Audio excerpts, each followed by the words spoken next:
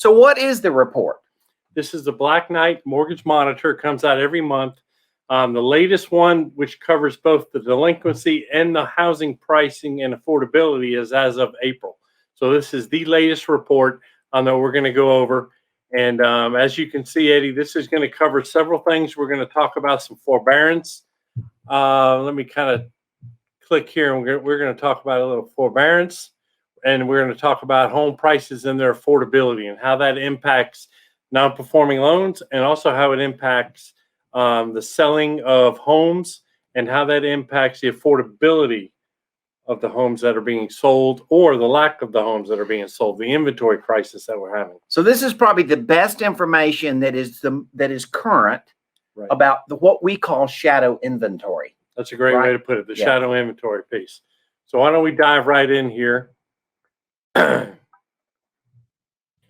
on the surface, it looks like everything's moving in the right direction. It talks about how delinquency rates are declining 7%. Interesting, as far as the prepayment activity, it was at the lowest amount since May of last year. And that's basically because of the lack of refis, right? So there aren't any prepayments. People aren't refinancing the loans like they were in the past. But what I found interesting on this is, even though it talks about delinquency going down, the number of loans 90 days or more past due. Okay, so these are loans that haven't made a payment in over 90 days. While it did decrease 151,000 loans, there are still 4 times as many of those loans that are in serious delinquency than when the pandemic started last March. Wow. So that's 4 times as many. So these loans these seriously delinquent loans, 151,000 loans, are far from the pile. Right. Those are the ones that they quote unquote cured.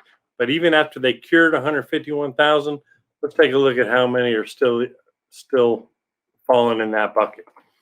As of the end of, let me highlight this for everybody. As of the end of April, there are still 1.8 million such delinquent loans. Okay, so that's 1.8, and that is 1.3 more than there was prior to the pandemic. So everybody talks about, what is the waterfall of non-performing loans going to look like? When are they going to hit the market?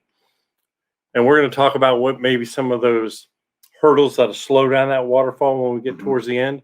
But right now, there's almost 2 million loans that are seriously delinquent. And by seriously delinquent, they're talking about loans that are 90 days delinquent. Okay. And it talks about it right here. I think this is an interesting point. Forbearance plans are fixing to expire, and that is going to be the tipping point. Will people return to making payments, or will they have to default and not get a workout resolution and go down the non-performing foreclosure path? And Bob, this is the ... You and I go to these high-level masterminds and stuff, and people say real estate's on fire and people are paying over the market. All true, 100% true. But this is the ... that we feel like a lot of the market has not focused on. Right. And we'll see when we get into the home pricing, how everybody's kind of getting drunk on the inflation, how prices are on fire and everything's just appreciating. And we'll talk about how that impacts some of the equity positions that some of these non-performing loans have. Let's see what else we got here.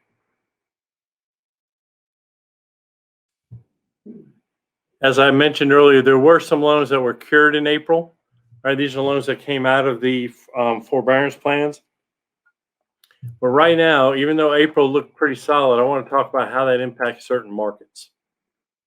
And it's not going to be surprising as far as how it impacted both positively and negatively. Because if you look right up here, oops, you'll need to put your draw on. Yeah. If you look right here, the top 4 markets in delinquency are the ones that rely heavily on tourism, right?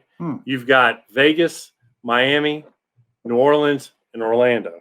Okay. On the flip side of that, if you look at that bottom chart, tech-centric markets have very little in delinquency, right? You look at San Jose, San Francisco, Seattle, even though those markets, so to speak, are on fire with real estate values, right? The performance of the borrowers is outperforming a lot of the heavily tourist type areas because they still haven't rebounded from the pandemic completely. So if you're a real estate investor and you're looking at strategies, chasing either burnout landlords or people that have been delinquent on their mortgage to go essentially buy their house, those markets are going to react very differently depending on what's been affected by tourism, etc. Exactly. So when you get to the hospitality and the tourism heavy markets, as you can see here, those are the ones that you're going to focus on. And Eddie, this chart over here on this side, talks about, let me get the darker the color here. Yeah.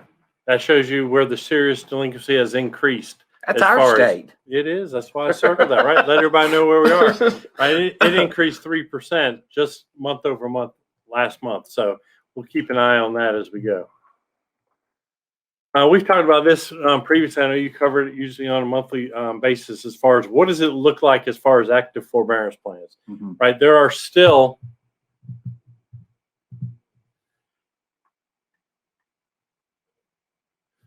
just over 2 million loans that are in active forbearance today.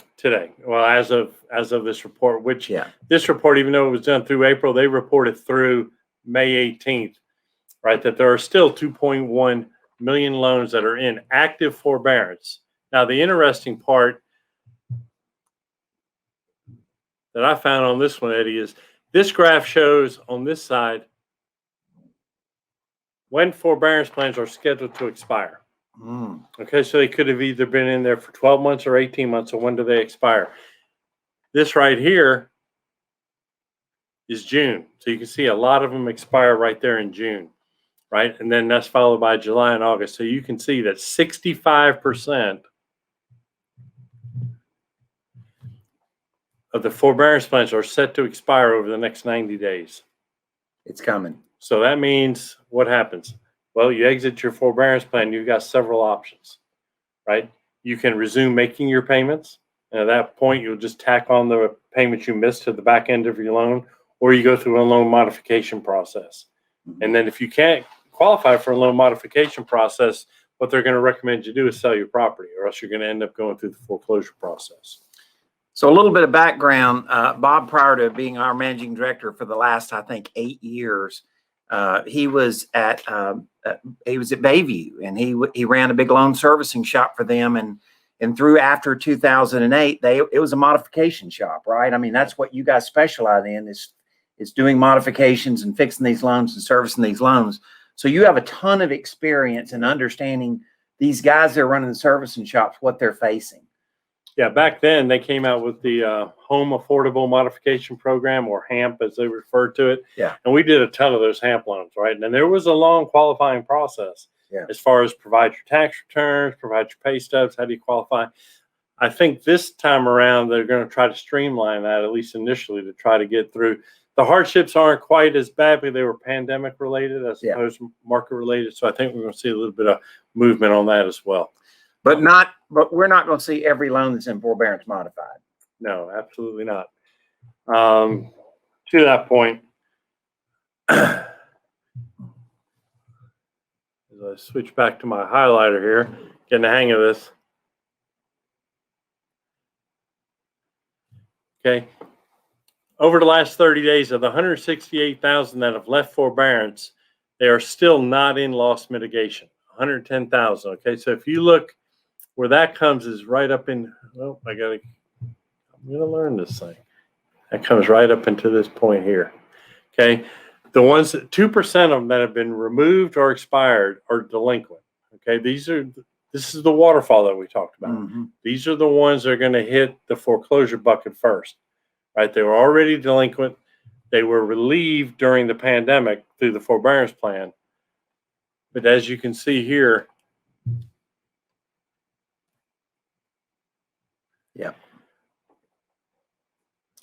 as of May 18th, 7.2 million people have been in some form of the forbearance plan since March.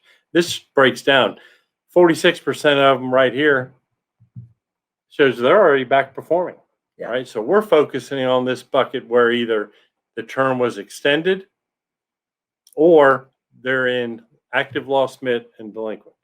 Interesting enough, there was a small percentage that paid off. 190,000 loans of 7 million. Right. And that means they either refied or they actually sold their property and maybe downsized on that piece there. And so, Bob, what we think this is proof of is that a lot of people that have been delinquent on their mortgage haven't listed their property and sold it. Correct. That's why we say it's shadow inventory. Well, it's an affordability issue too, because even if they sell their house, Eddie, where are they going to go? Because pricing is getting so high. Even the rental prices are going up. So if they can't afford their mortgage that they're in, they can sell their property to pay off their mortgage, but where are they going to go live? Right? So it's kind of that catch-22 situation.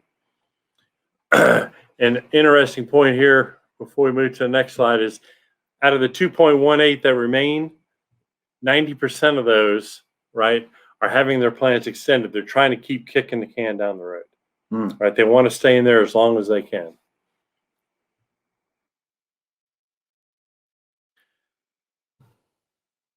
Talk a little bit about some of the equity positions that they have. And this chart over here kind of shows you the difference between what they refer to as agency prime. That's going to be Fannie and Freddie loans. Okay, those are the ones that had Fannie and Freddie. This bucket here, which we call the Ginnie Mae, that's FHA and VA. All right. This looks at what has less than 10% equity in their property. And the interesting part of it, Eddie, if you look, it shows that you have 6% here. But then when you start adding in the months that have been deferred, that's going to eat into that person's equity, It right? increases the legal balance owed. Correct. So all of a sudden, 6% had less than 10%. Now 23% have less than 10% equity, just because during that forbearance plan, they didn't have to make payments. But that didn't mean they were forgiven. That just means they were accumulating on top of there. So right now, that's how much equity they lost on those FHA and VA. And remember, most of those probably had 3% to start with. And FHA and VA, particularly FHA, is where as a percentage of default or delinquency or forbearance, that's the blood, right? I mean, Fannie is not the blood in this case. The big problem has been the FHA product. Correct. And this shows you right here that almost a quarter, that 23% we talked about, have less than 10% equity, right? And we've talked over the last several months that, this cycle is going to be different than 08, 09 due to the fact that there's not as many underwater properties. A lot of delinquent notes have plenty of equity. Right. But this is showing that some of that equity is getting eaten up through the forbearance process by tacking on those delinquent payments there. So we're going to keep an eye on that again to see how many of those get pushed down off of the bank's balance sheets through NPL sales as opposed to going through the foreclosure process. So, Bob, do you think it's because FHA has lighter underwriting? Why has the FHA product been so much more subject to problems than Fannie Mae product? Well, yeah, two things. One, typically there's less skin in the game. They don't require much of a down payment. And they do have a lower bar as far as a credit score in order to get that. Whereas the typical credit score for a Fannie Freddie may be 740. If you're in the mid 600, 650 to 680, you can get an FHA loan. And instead of putting 20% down, you can put 3 to 5% down. And is it more likely that a service person or somebody in hospitality has an FHA loan than a Fannie loan? Absolutely. Okay. Absolutely. And you're going to see that in a lot of those markets we talked about earlier, as far as the Vegas, the New Orleans, the Orlando markets, very heavy in the FHA product. It's kind of been a proven fact that a lot of executives haven't suffered from the virus. It's been more people that, have gotten laid off because they just, their business just didn't need them.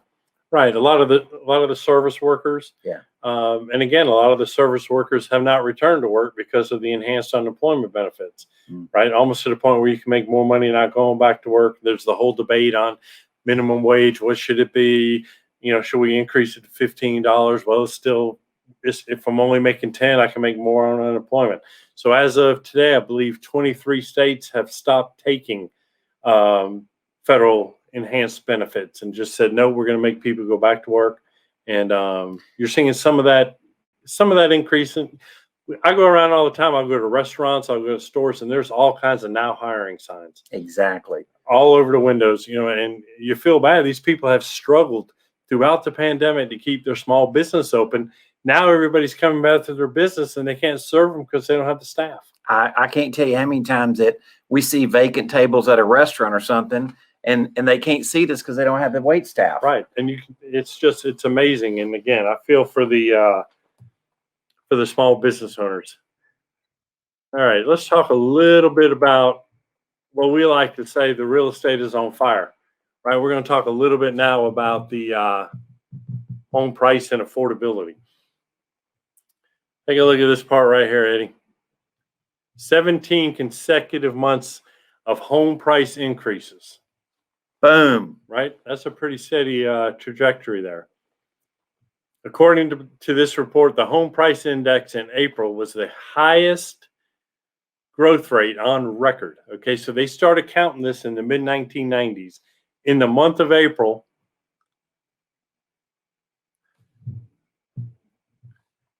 let's see, in the month of April, it increased 14.8%. That is the highest since they started tracking it. Okay? Wow. Now, even single family was higher than that. 15.6% of single families. In 1 month, there was an increase. Golly. All right. The condos was a little bit less, and that's what kind of drug it down a little bit to an average of 14.8. So 17 consecutive months. So you would think, as this country is under a pandemic and the economy, people being laid off work or whatever, what's that going to do to real estate? It's completely opposite. It's just been a steady growth over that 17-month period. You know, Bob, we've used the analogy of the iceberg effect, right? Right. And what we've seen so far is every evidence of things above the water, right? Where it's just real estate's on fire and real estate is good. We've been watching this expiration of the moratorium on foreclosures and now we're right at that deadline. Yep. And so it's going to be very interesting to see what the real market is after, you know, the mortgage companies and landlords are taking action to go protect their interest of people that aren't able to pay. All right, Eddie, where are the markets that are on fire? Well, basically, you can say all states west of the Rocky Mountains, with Arizona leading the way, over 20% growth year over year. Wow. Right? So you can see right there, Arizona's at 23. Yeah. Right? Washington's over 20, even the great state of Montana. You think Boise, Idaho with 33.9% is carrying the way in Idaho? Huh? Look at that. That's just, it's amazing. But in the great state of Texas, you still see Austin, Texas is on top up here as far as the growth.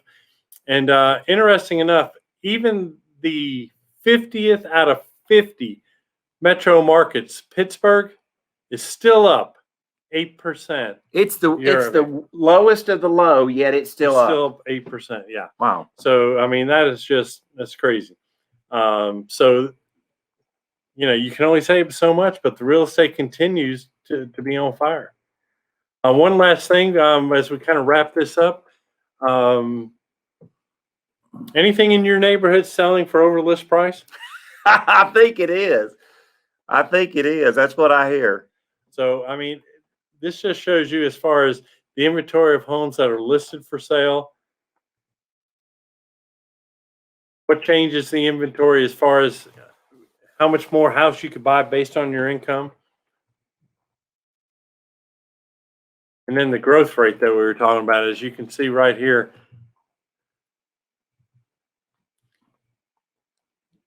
This I found interesting.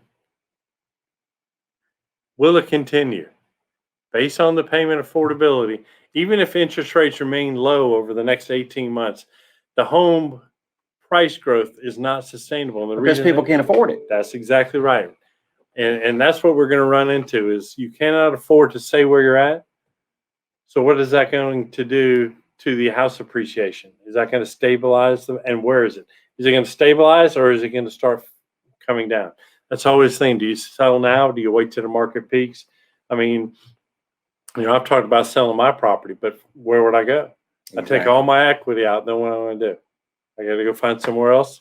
So Bob and I are both in the 60 range, and same thing. We have a lot of equity in our house, live in executive homes, and all of a sudden, if you sell it, well, Martha, what are we going to go do? Go live in an apartment? exactly.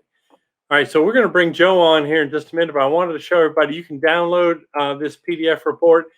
At the end of it, it does give you a breakdown of all the numbers that we talked about in some of those charts here, and it gets pretty specific. One thing that I like here is it goes all the way back to, you can measure where they were back in 2005 all the way through April of this year, and it kind of tells you how the trends go there. So I believe if I give that back right there. Yep, I think we'll stop sharing our screen, and then we'll bring Joe on. Joe, how are you, sir? I am doing very well, guys. It is, the stats are what they are, and as you said, real estate is on fire, and there's that top piece, and then there's the underbelly with everything else that's going on there. So it's certainly, as the Chinese philosopher said, may you live in interesting times. So these are certainly interesting times, right? I'd say that's 1,000% true. And, as Darren Bloomquist from auction.com said last week, he said, we're in this for the next 2, maybe 3 years. He said it'll be into 2024, as it's continues to clean up. So we've got a little ways to go. Well, it's interesting. Darren had called me a few weeks ago and really was asking us about this side, the delinquent notes, and how we kind of saw things, because we know each other from way back, and right. And this foreclosure moratorium and an eviction moratorium, I believe, is going to be a telltale sign of really how stable this escalating market is. Right. So there's been a couple of updated articles, like literally within the last week. And Joe, you've got a slide deck, and I want you and Bob to talk about that a little bit, because this is even updating from this incredible, great report. Thank you, Black Knight, by the way. This report was a killer good one. Yeah. So can you guys see the latest since the report? Absolutely, Joe. So okay, very good. I can't see myself, so you know how that goes, Bob. We're getting used to it, Joe. We can see you. That's good. Right, there you go. So here we go. Bob, why don't you talk through this? All right. So as Eddie and I went through that report, it was as of April, and there were several things that were also kind of referred back to maybe mid-May statistics. But for those of you that pay attention on what comes across the headlines, there's been quite a few CFPB rulings as far as foreclosure and eviction moratoriums. At first, they were scheduled to end on June 30th, which is today. And then some of them have been extended an additional 30 days through the end of July. Right. So, Bob, a couple of questions. Who is CFPB, and why does that matter? I'll answer the first part first. Consumer Finance Protection Bureau. This was created through the Dodd-Frank 08-09 law. Put this in effect, and obviously there's been a lot of pros and cons through the Obama era, the Trump era, and now the Biden era, as far as the director of the CFPB and what they focused on, whether it was really consumer protection or whether it was going after the big banks and fining them and penalizing them for maybe not being as disclosure oriented as the government felt they should be. It is important that it is cycling back through with this administration that the consumer protections are going to be at the forefront, which is going to affect the mortgage servicers and how they go about proceeding with foreclosures and what they have to do before they're able to refer a loan to foreclosure. So before referring a loan to foreclosure, CFPB just came out with a ruling basically giving them 3 things. That one, they're going to have to resume making regular payments. And this means that not that the payments you missed were forgiven. They're just going to be tacked on to the end. Okay. Okay. So if you skip 12 payments, You just start making your payment, pick right back up where you were, but they're going to tack those 12 you missed on the back end of your mortgage. Or they're coming out with a streamlined modification program, so it won't be as encumbering as the HAMP program we talked about earlier. And that means we're either going to extend your loan term. So let's say you had a 30-year loan, you paid on it 5 years, you have 25 years left. They may extend it out to 30 again, or they may take it all the way out to 40 years. Or they'll lower your interest rate, which is going to be tough because there's a lot of loans in the low interest rate environment. How much relief are you going to get, Joe, when you reduce your rate from 3 to 2.5? Right, exactly. Yeah. Or they're going to work with you to sell your home to the point we talked about earlier that this isn't a short sale environment because of the equity positions that a lot of folks have, right? So they're going to be able to sell their house, get some equity out, pay off their loan, hopefully take that equity and move on to the next stage of their life. So when is it okay to foreclose per the new rulings here? Right now, if the property has already been abandoned, it can be foreclosed. And this is a huge lesson I think they learned from the last time, Eddie. Remember when we talked about how the city municipalities were really struggling because of all the vacant and zombie properties? Exactly. Well, what happens? How were the revenues? They weren't making any revenue. Right. Yeah. Nobody's paying taxes, the water liens, the trash bills, all that. So now they're going to cut to the chase. And if it's a vacant, abandoned property, you can proceed with foreclosure immediately. Also, as we looked at that report, as far as some of the loans that were delinquent even prior to the pandemic. 1.5% of mortgages were delinquent prior to the pandemic. Right. So those, you were 120 days past due March 1st of 2020. You can automatically be foreclosed on now. And now, if you're 120 days and you've been in a forbearance fund, or even if you haven't been in one, the servicers have 90 days to reach out to you. We call that borrower outreach, right? They'll make calls, they'll send you a letter, whatever, saying, hey, we can work with you. If a borrower is non-responsive for 90 days, they can be referred to foreclosure. And then if they evaluate you for a mod, you don't qualify based on your income, maybe your spouse lost their job, maybe you got divorced, and you can't qualify for anything else, then this is the waterfall that would happen. So these modifications are going to require, you're going to have to qualify.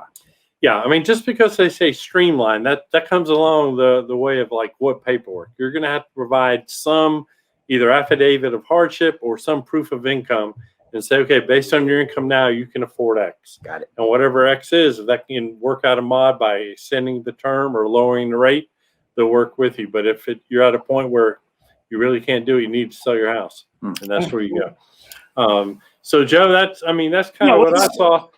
One thing that came across the headlines yesterday, Joe, I don't know if you saw this, but I just wanted to kind of mention it. The Supreme Court ruled that the CDC eviction moratorium could stay in place. Now, just to put that in perspective, because again, Joe, believe it or not, I know it's not you, but some people just read the headline. That's right. Right? And when I saw the headline, I was like, what? Right? But the deal was when the Biden administration extended it to the end of July, so that's 30 days. Right. The Supreme Court ruled that would be okay. They would allow that. But if you read the ruling, Judge Kavanaugh even wrote, even though the moratorium is unconstitutional, we see no reason why it shouldn't be extended for 30 days. So in other words, we're not going to extend it forever, but the leash is too short right now to do anything about it. So we'll let it stay till July, but we don't see extending it any further. So we'll keep our eye on that. Things can change. More to come on that, right? That's a fairly significant statement to say it's unconstitutional, though. Right, but you only get that when you read the article. Right. That's not in the headline. It didn't say CDC moratorium is unconstitutional. It just said can stay in place, stay in effect. All Man, right. Joe, what a lot of data, huh? You know what? This is what folks need to know and need to understand. And hey, that's what we do here at NoteSchool, right? We, because of what you do, Eddie, and being the visionary, and Bob, you do what you do is that allows us to stay in the forefront and keep you guys informed. And that's what we do on a daily basis. So yeah, it's good stuff. you know, again, we'll see how it plays out here over the next few months. But you know, the things are going to start happening now, right? So. Well, this was great, Bob. Awesome job. Yeah. Really, really great book review, so to speak, of the report. And I'm glad you guys added those two. Those are downloads as well. And those two articles that you guys made reference to, you've included those because obviously that's this is just something that's just come out. Right. There's a article from DS News, which talked about what CFP rulings came out. And there was another one from Forbes. So both of those articles, there'll be links to those available, along with a link to the PDF of the Black Knight report. Very good. All right. Well, you going to stay around a little bit for the after party? Oh, yeah. You know, I'm usually just watching the after party, but now I actually get to take place. So, yeah, I might as well. So, guys, we're going to bring Brian back on, and Brian is going to talk about our sponsor and Feeding Frenzy Friday.